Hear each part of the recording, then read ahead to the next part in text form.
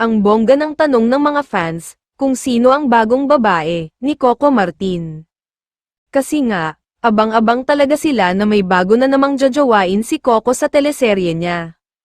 At hindi sila naniniwala na si Kim Domingo yun, dahil feeling nila, may bago pang papasok na magpapatibok na naman ng puso ni Coco. Labis ang pasasalamat ni Coco at Ivana sa patuloy na pagtangkilik ng mga Pinoy sa FPJ Batang Quiapo, kahit sa huling eksena ni Ivana sa serye, nakasabay nga ang sunod-sunod na gabi ng record-breaking online views. Kinuwento nga ni Coco na hindi niya inakala na papatok talaga sa mga manunood ang nakakakilig na tambalan nila ni Ivana o Bubbles, kaya nagpasalamat din siya kay Ivana dahil game na game ito sa mga eksena nila.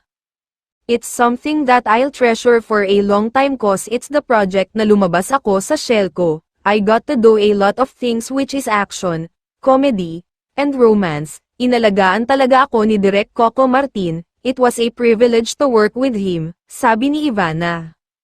Pamilya na yung turing namin sa kanya, hindi namin akalain na gaganda ng gaganda yung kwento namin, sobrang laki ng naiambag ni Ivana sa serye, sana nag-enjoy siya, saad naman ni Coco sa interview sa TV Patrol.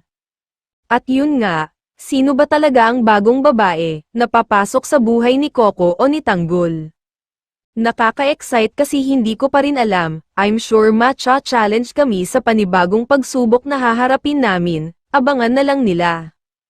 Tila kinikilig na sagot ni Coco, samantala, nagtala naman ng bagong online viewership record sa tatlong magkakasunod na gabi na serye ni Coco, na ang kasalukuyang all-time high ng serye sa Kapamilya Online Live ay 635,636 peak concurrent views noong July 31, tiyak na malaking hamon ito sa bagong babae, ni Coco, na dapat ay kiligin din ang mga Fanny, na tulad ng kilig kina Tanggol at Bubbles.